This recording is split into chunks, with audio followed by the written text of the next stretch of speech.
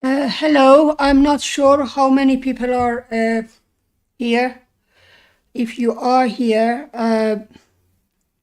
please raise your hand or say something. If you're not, because I can't see how many people are actually here. Oh, two people are watching. So without going any further talking, I'll start a demonstration. Just wanted to say hello to everybody. Hi, if you're here, and I will start the demonstration. Okay, so let's start. Let me just change my camera to my drawing. Hope you are seeing everything okay. Hello, David. Thank you for being here. I think there are other people here too. So I'm just gonna start. Let me just adjust my view so I can see what I'm doing as well. Keeps jumping around my view. Okay. Right, so today we're gonna do this dog's ear, and because it is on smooth paper, the first thing to do is to get rid of some of these lines that are going to interfere with some of our light colors, because these are graphite lines, and they will smudge into our light colors.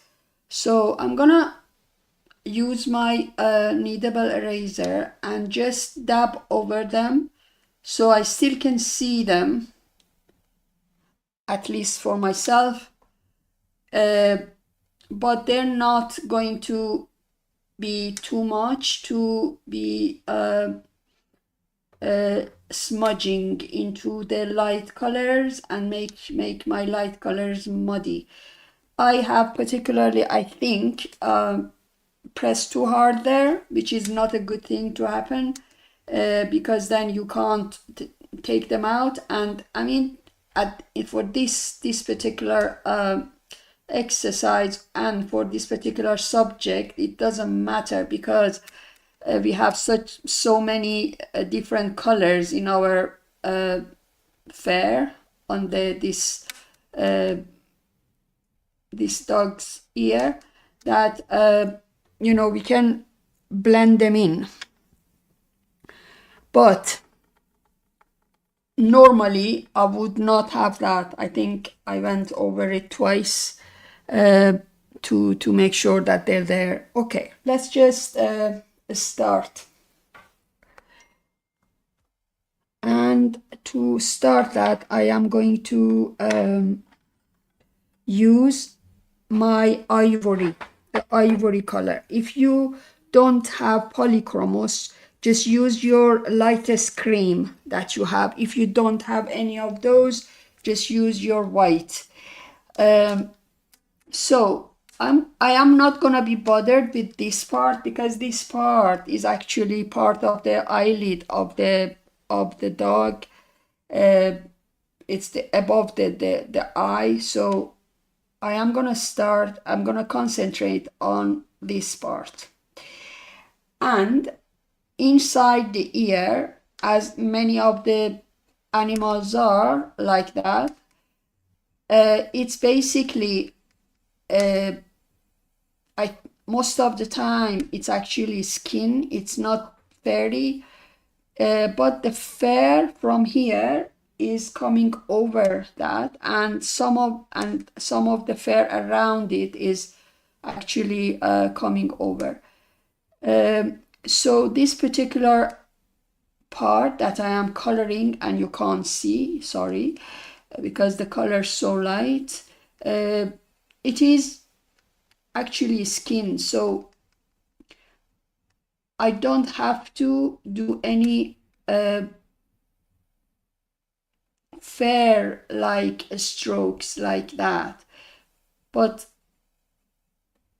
it is not too bad. It's also not a bad idea to accommodate for these fair that is gonna come up later on, to make a space for them between the strokes. So I'm gonna just cover this with this light color, so it's basically blocked and wouldn't let other colors to go on it and make it dark. Because on a smooth paper, the rule of thumb is that you go from light to dark. Usually darkening is not a problem, but making things light wouldn't be that easy. So that's why I'm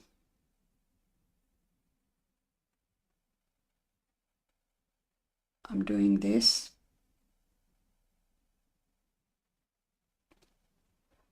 Okay, and around it I start going like fair, like strokes, like going out like that with hatches. I know that you can't see, but you can't see the color, but you can see the strokes that I'm making. And I'm going all around this. And the reason I'm doing it is because the next layer of fair would sit between these lines that I'm creating. The next color that I was just wondering if this was actually focused, sorry. The next color, according to that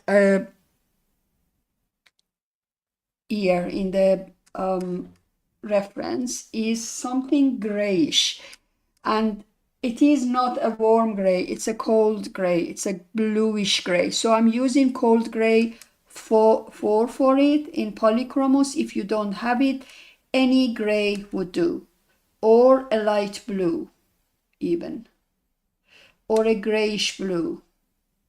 Like, you know, if you have luminance, can you see that? I need to interrupt myself now. Can you see that the lines that I'd made before, it is actually helping now? Because my gray strokes are going between the light ones without me making any specific effort.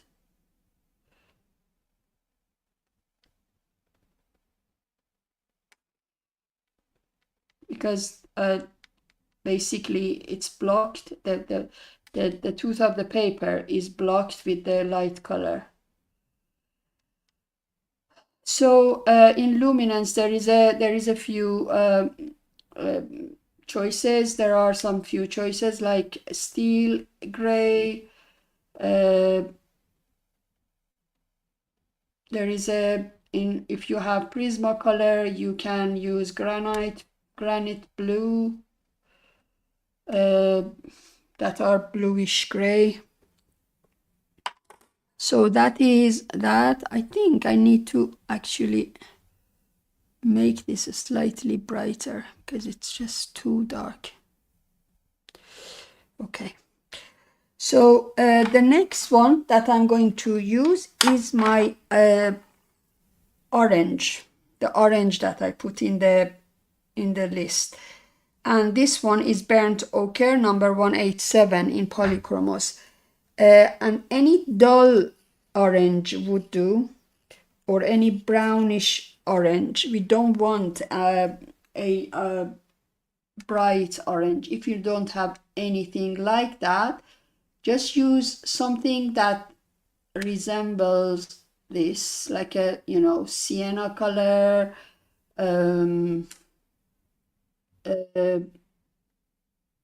beige, like a light brown, even light brown would do.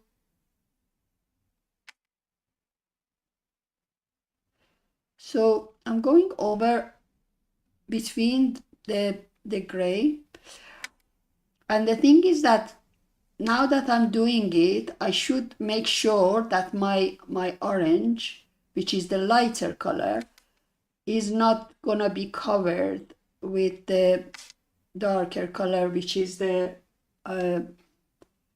gray.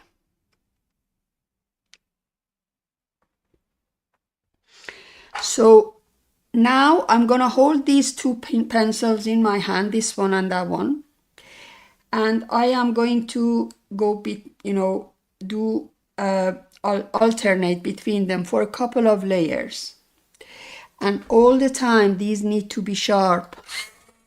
Hello Simone, hello Donna, hello Pauline, hello Hilda, and I had said hello to David before. So I'm gonna hold these two pencils in my hand and alternate between them. So if I'm going quickly, that, I apologize. It's sort of, I'm almost afraid to let my orange go in case I get carried away with the blue or with the gray and get everything covered with that. So from one side, I'm coming into that light color, and I'm not worried about that because in this part, we don't have much fair, and I need these thin ends to come in like that. But they should not cover my orange. So immediately I get my orange back. I think just one color, one layer would do. Then I go do my darker color, which is the more scary in this occasion, to cover the orange. And the orange doesn't need to be a very obvious color. As long as a little bit of that stays around, we will be happy. We want a hint and a tint of it, not a complete orange color. So the next color I'm going to use, and it needs to be sharpened, is dark sepia. If you don't have dark sepia, a dark brown will do. So here again, I sort of go very, very gentle because I want to come between the orange fair, not to cover it. So I'm leaving a space for the time being. I'm not filling it up. These need to go and intertangle and overlap, but at the same time we don't want the dark color to cover the light color. We want a hint of the light to show.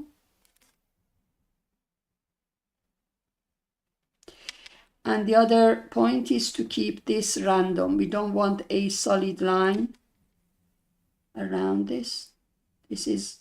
That wouldn't do at all. Okay, I'm getting my orange back, which is in my case is a burnt ochre, Polychromos. You might have another color. So can you see that, as you add your layers, they start sort of overlapping, not so they overlap each other and they mix, but they don't mix. The fair colors mix, but not the actual colors. We don't want the colors to cancel each other out. We want them to sit nicely next to each other like normal fair. So I'm still doing lines. This is almost the most tricky part in this here. So this one is my bluish gray again. In my case, it is cold gray 4. And I am just going in between the orange, leaving some out. And the purpose is just to keep some of that orange hint out, to still be able to see it. And because I'm filling up the papers too, hopefully it's not going to let the dark colors to cover everything. So now I'm more confident to go with my dark sepia again. This is my darker color. So dark sepia, a dark brown. Even if you have a darker gray or an extremely dark gray, if you are on Prismacolor, any of the like 90% French gray would do, or 90% warm gray in Prismacolor. So I am sort of now I'm creating shadows underneath the orange bits. When I'm up here, I'm okay because, you know, it's all right. It's dark, but when I'm around the orange, I take more care and I sort of separate some of these. Sometimes we call it going under the fur, though it's a flat surface of the paper, but we still call it going under, which is a bit weird to call that, but it's like we pretend that we're going under those the fur that is there. I've asked you if you have a slice tool to bring it with you, but I don't think I'm gonna use it. Well, we'll see. It was just for those big strands of fur in the middle that I wanted to use it.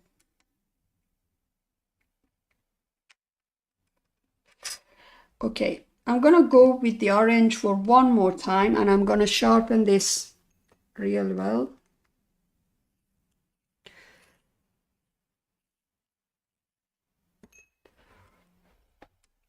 To be able to go in between the dark like that.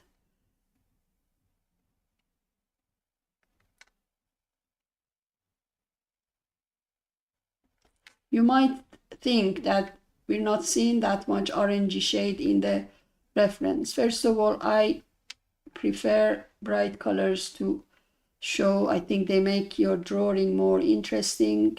So my drawings are always a little bit more colorful than the reference.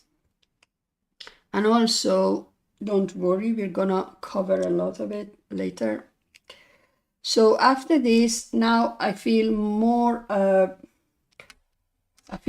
relaxed, and I can sort of go and start putting my dark color in.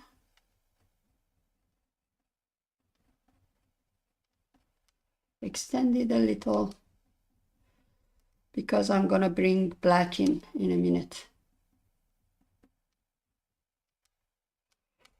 And I have to preserve this shape that goes like that. I don't want it to be a round ear.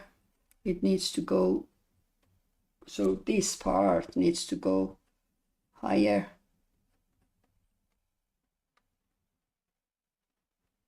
And this part needs to stay shorter around it.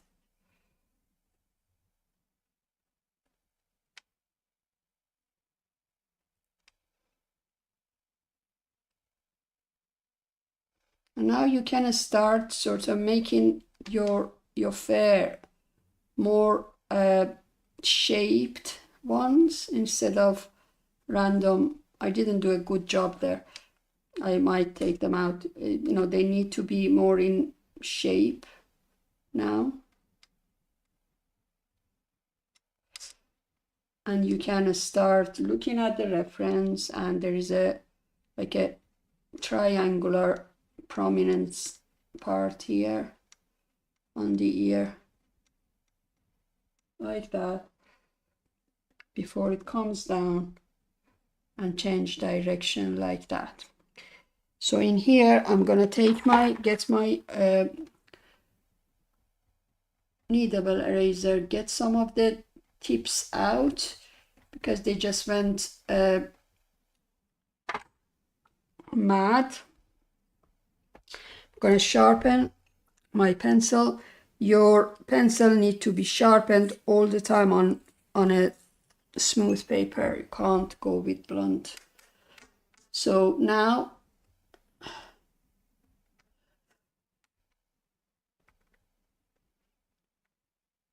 basically start making these fine, the ends. You don't want them to be like, you know, like random strokes. You want them to have some nice curls at the end. I think I need to take these out as well. Don't know what happened there. They're just not in a good shape. If yours is okay, leave it.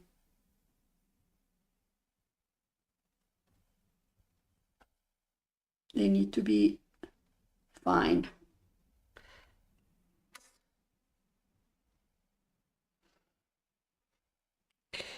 Right, so it's time to darken this. It's time to get your black, the sharpened black. And now we are gonna go nice and slow and gentle between the orange. And now I'm gonna come over the orange here and there, because what I did there is very regimented. It's like an orange rainbow around this. So now it's time to make it random. So in some places it's less orangey color showing. In some places it is showing more, because in nature we don't have anything regimented. Everything is random. It is organized, but in a very random way. You know what I mean? You don't have lines around things at all.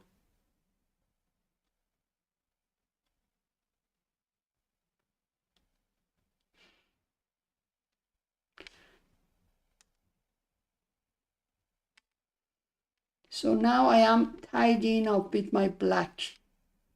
With the black, I'm tidying up. The next round, I'm going to sharpen my dark sepia again, and I'm going to go between these lines and bring the dark colors in a little.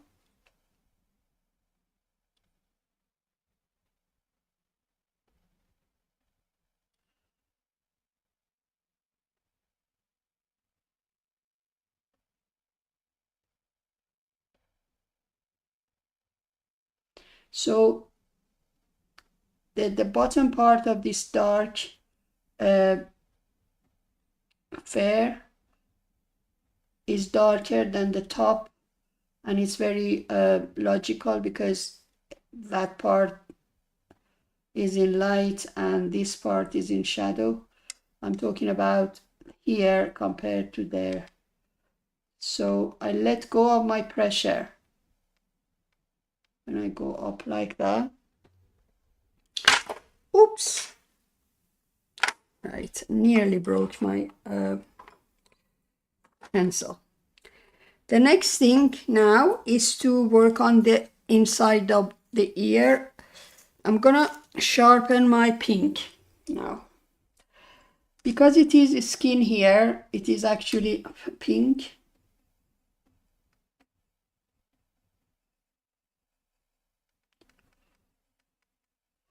So the reason I put ivory down, because this pink was not the same everywhere. So by putting the ivory down, the pink, we can control over where we want to put it more and where we want it less. So looking at this, up to about here, it is quite pink, and I think it's something to do with the shadow of those strands coming up.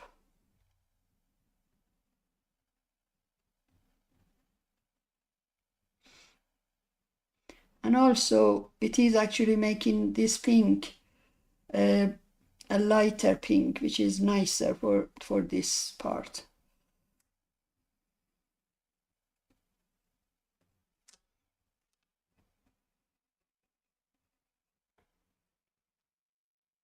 Hello, David. And I'm going in between the gray parts, because you know they should be attached to skin, and this is skin inside the ear. So in this part, I'm gonna reduce my pressure and just put a little bit, enough to make it have a pinkish shade.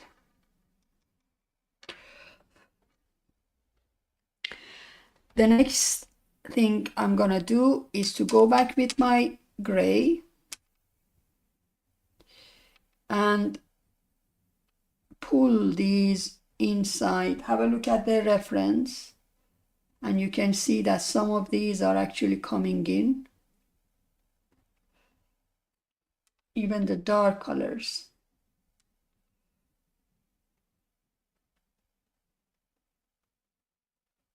So after this, I'm gonna get the dark sepia, or the, you know, you can use the dark brown to do it.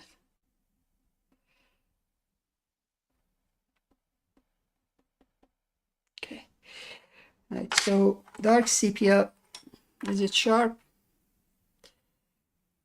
I think it's sharp enough. So just coming in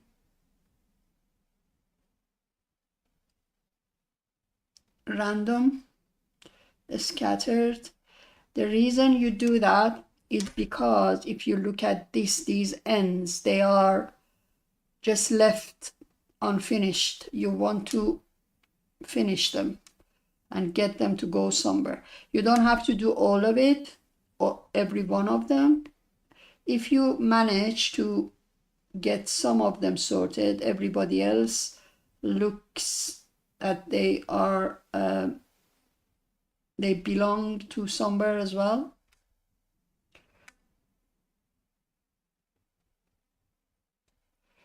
All right.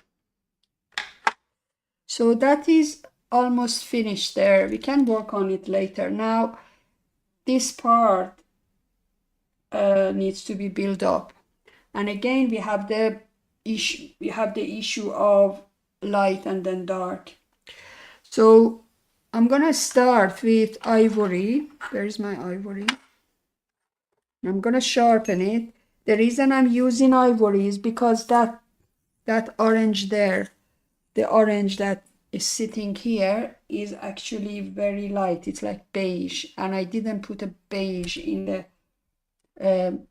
this pencil set. So if I put a little bit of ivory here, it will blend with the orange and makes it look lighter.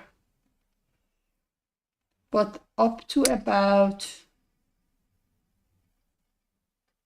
here, because after this, if you look at the reference, it actually exactly the color that we get in the in burnt ochre. I'm still going to put some very scattered strokes here, just to make this to join with the other, because the colors actually mix up. So okay, I mean, in here also we have some strands slightly lighter. So I'm gonna use my burnt ochre now, and the shape is like that, and it is going sitting between the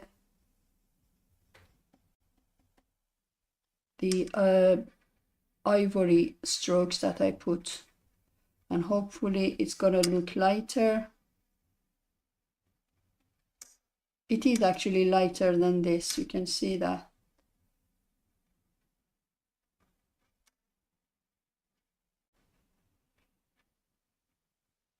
I'm pressing really gently, and I'm going slowly to be able to control my stroke. If I go too fast, because I'm naturally heavy-handed, if I let myself go, I'll press too hard, and I don't want to. So the pressure here is really gentle. If you look at the reference, the fair here is really long. As I said, this part is actually, you know, the white part there is the what you can call the eyebrow part of the dog. I'm not very familiar with the names of the dogs. I love them, but I don't know the names because I never owned a dog. I always had cats in my house as a pet. So I think it's called Chihuahua. Am I right? Hello, Katie. If you're dog experts, please let me know if this is a correct name for a dog, or Shia, something. It's a small dog that I've cut this ear from.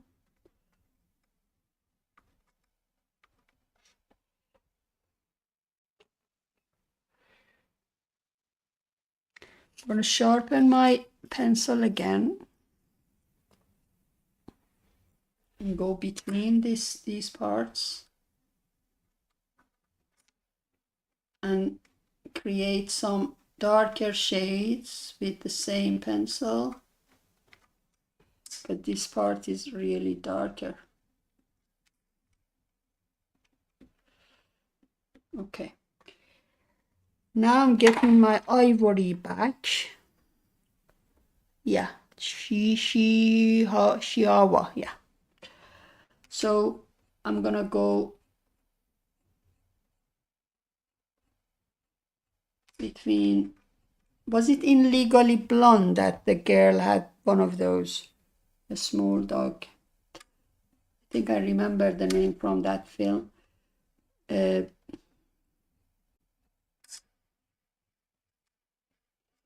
pressing quite hard now because I want this to go on.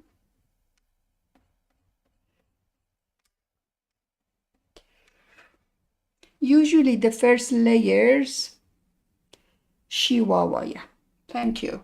Was it Hilda? Yeah, thank you. Hilda is very good at all the names and the pronunciations and everything. Always helps me. English is not my first language. I learned it in the UK over the 30 years I've been here, but sometimes I still don't remember. This one is the pink, and I'm gonna go over these with pink because there is some pinkish hint in there. Pink up to here. Okay. And now we need to get there are some grayish parts, so I'm using cold gray 4 again, and I'm looking at the reference to see where I should go because it's not all over, it's wider in here and nearly disappears over there, so just following the reference. Okay, I've got about 20 more minutes.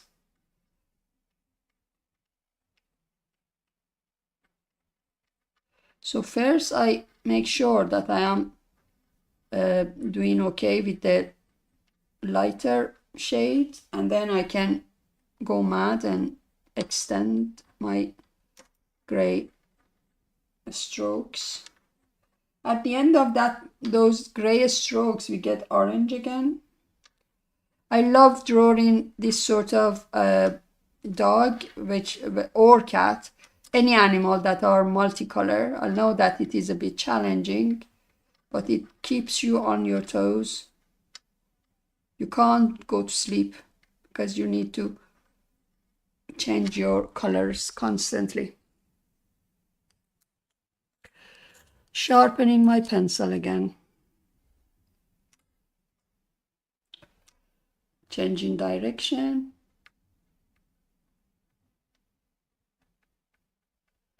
And in here, it becomes really, really minimum.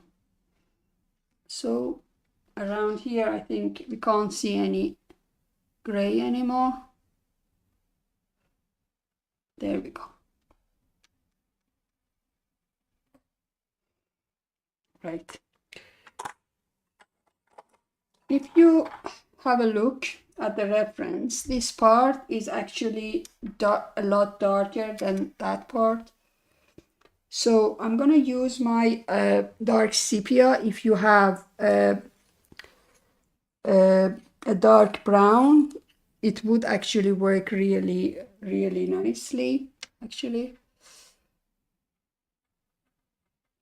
So I'm going to start with here and put some strokes of dark color. I'm not going to cover the orange. I'm just going through it, adding some layers. You can go over the gray too, because it's all together. It is dark. And as we come toward this part, we make these strokes less and less. Still got it, but less and less pressure. So even if they are there, they're lighter. Gonna go back on this part because it's not dark enough.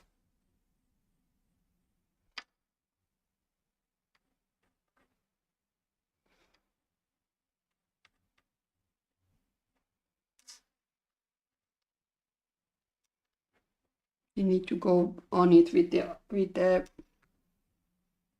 gray because it needs to actually get to this part. Okay, gray again.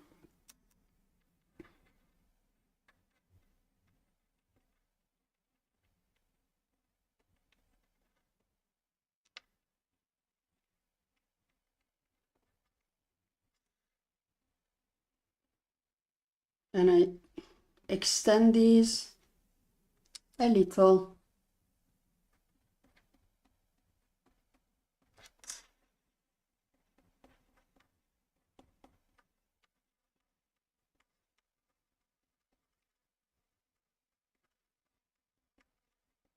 There. Okay. At the end of this, we get some very irregular dark, this is dark sepia, or you can use dark brown. Very irregular dark fair showing here. Shouldn't be by any means anything organized or same or even. Needs to be really, really random. Just some darkness. And by the way, if it is different, wouldn't matter anyway. Gonna add some here because we're gonna have to cover the root of this part of the ear with these dark colors. like that. I know that we have longer hair coming over the skinny part, but I'm gonna deal with that at the very end. Okay, now we need to make these colors more interesting. I'm gonna get this is burnt sienna. So if you have a brownish red, or even red, you know, but it needs to be a dull red, not a bright red. This is the time to take it out.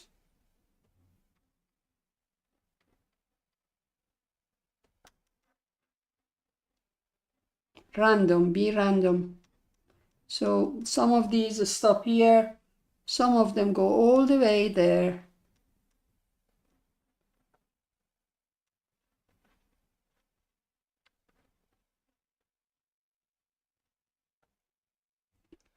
And as we come to this end, we have to go back to the reference and watch where we should go, because only the bottom part of this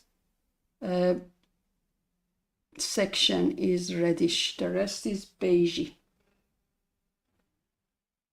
And the tip of these are a bit reddy as well. Right, I think we forgot about that end. So this end also needs some fair over here. I'm gonna sharpen my dark sepia. Dark sepia is one of the best color pencils I've ever known. I almost feel unsafe if I don't have it around. Sometimes, even if I can't see it in the reference, I just put it on the list because I'm sure it will come useful at some point, and it always does. Because it's like a gentle black, isn't it? So I'm just making these gradually the same as we did there, coming between the light color. And in this particular section, we don't need black, because on this end, I mean here we do, because in here we have lighter color.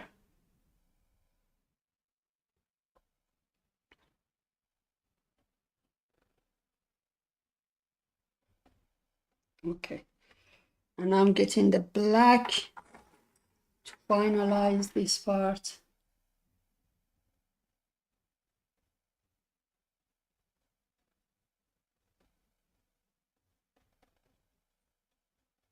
There. All right. I think we need the black for here as well. This is also dark here.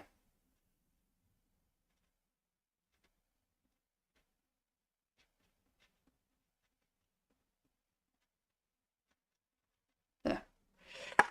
Okay, now what we were doing, we were warming the colors. So this is burnt sienna or your reddish brown, whatever you have. And I'm randomly going over everything. You can see some red fair coming out from here. Just put it there, there's no harm. Just makes it nicer.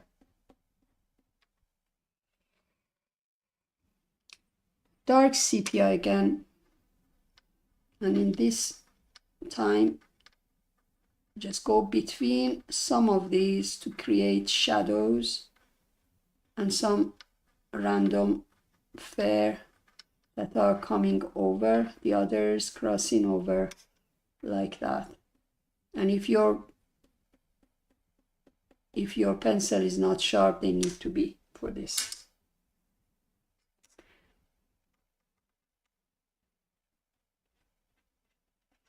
Right? I'm gonna get my pink, put some pink color here. That is my strategy. I just put down what I see, and I see pink here, I put pink down. Right? I think this is nearly done. I am going to just add a little bit of dark sepia here before I put the long fair over this section. And the reason I'm really careful about this is because after you put that final long fair down, it's really difficult to change anything that goes underneath. So you know, you need to look at your reference carefully, and if you need to darken anywhere, do that.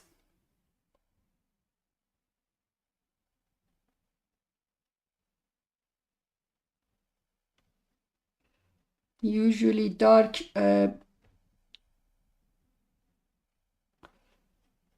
strokes are forgotten because we are afraid of them, but they are very important.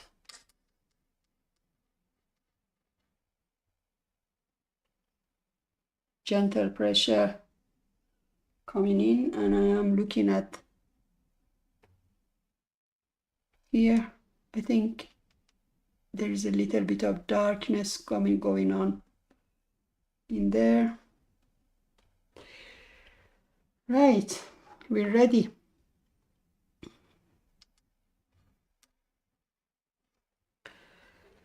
Now I'm gonna sharpen my pencil again. These are similar to eyelashes in a person because they are random, and not random, they are not like just coloring and a solid color. You need to do them decisively and nicely. Sharp pencil, and I always say this, that the best way for doing something like this is just go for it. So start with some doing it in the air like that without putting your pencil down. So I'm gonna go like that for the first one. Woo. The bottom part of these are wider. They consist of a few fair, and when they go up they become narrower like that. So that's one. I'm gonna do another. This time I'm gonna go over this one. So 1, 2, 3. Sharpen pencils.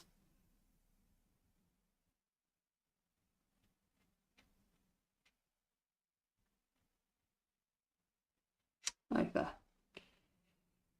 There are a bunch coming out from here.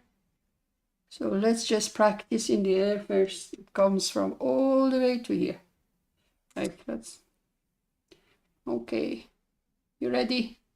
1, 2, 3. Didn't make it. Can always continue.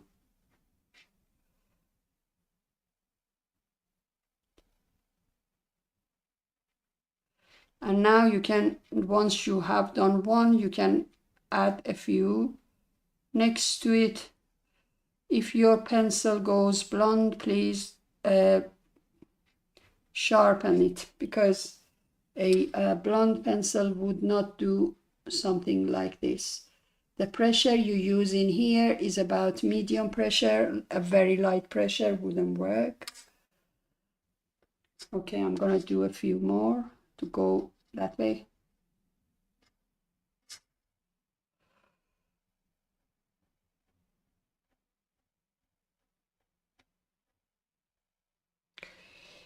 And now, after you've done the longest ones, let's do one more, which is straight like that. After you've done these long ones, you can start doing some shorter ones coming from same stem. And also you can start joining these to your fair.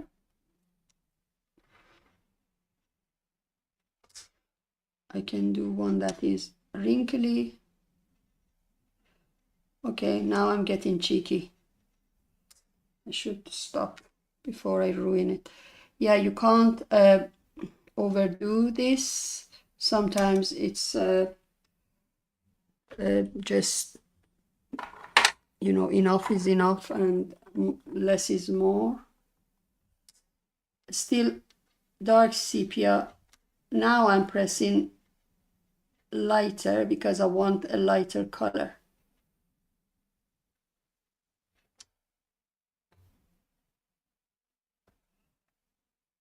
Okay. Now I'm gonna get my dark sepia again, sorry, burnt sienna again, and sort of join these, the bottom parts, because, you know, you want them to be part of the fair here. And also add a little bit of redness to some of these to make them more interesting. Okay. So we made it without the slice tool actually. What remains to be done is using Caput Mortuum Violet, and that is to go over the dark color here. So if you don't have it, just add a like a very dark red or a brown, something just to add to the warmness here, because, you know, this is black is dull. Black's got blue in it and it's dull. So, you know, you need to make things a little bit more interesting. I should have done it before doing the long fair. I forgot, sorry. It's better, but I'm telling you because, you know, you need to learn this, that it's better to do all the the layers that go underneath this first. The only thing that I would like to do now that I've put all of this down, I can see that it is too light. This skin is too light. And I can manage, I think, if I get my dark sepia, hold it really back and just glaze over the pink. Make it slightly darker. I'm going everywhere between those strands. And this one is not because I forgot it, because after you put dark colors down, your light colors will look too light.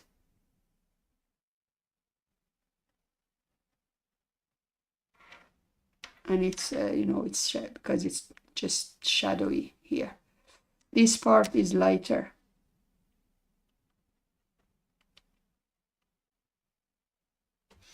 And because it is just covering everywhere, it is okay, we can do it. There.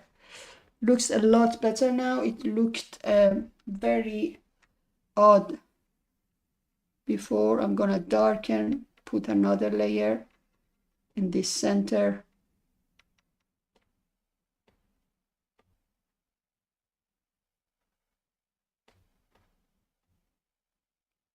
This is me being perfectionist, really. Sorry. Can't help it. There. So now you have shadowy part in the middle and lighter parts on the side. I'm gonna go with dark sepia very gently over these strands to enhance them in case I accidentally went over them. And I'm gonna add a little bit of more long strands down here. Let's get the pink and let's go over this part.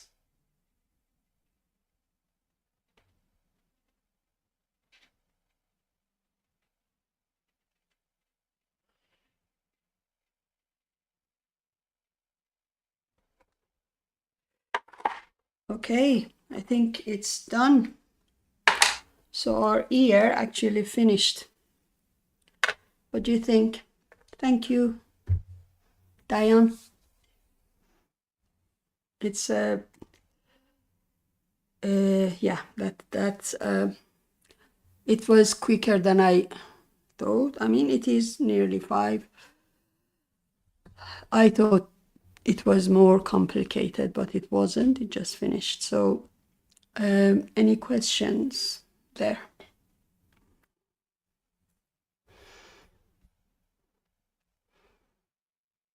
Thank you very much, Hilda. Thank you, David. I hope you could follow. I know that you were matching your pencils with these. I've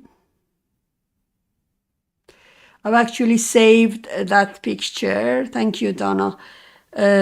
I saved that reference because I think I'm gonna do the whole dog at some point in color pencil school. It's such a cute animal that so I'm sure that I'll do it later at some point.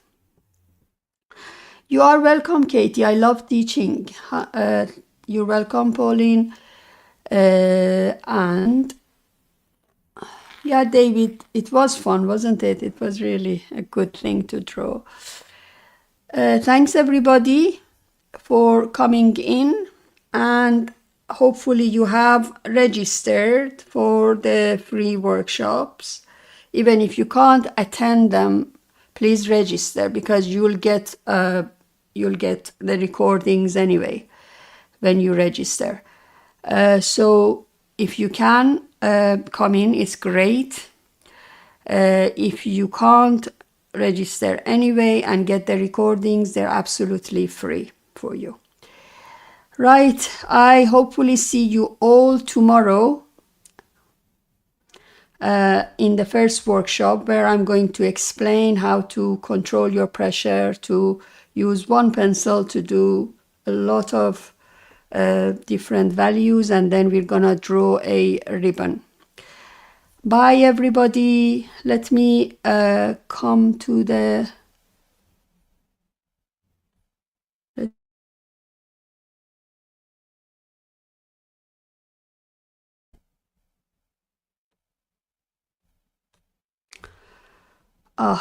I am hopeless with the technology. Here I am. So, oh my God, my hair is too curly today. Right, okay, see you tomorrow. Bye-bye.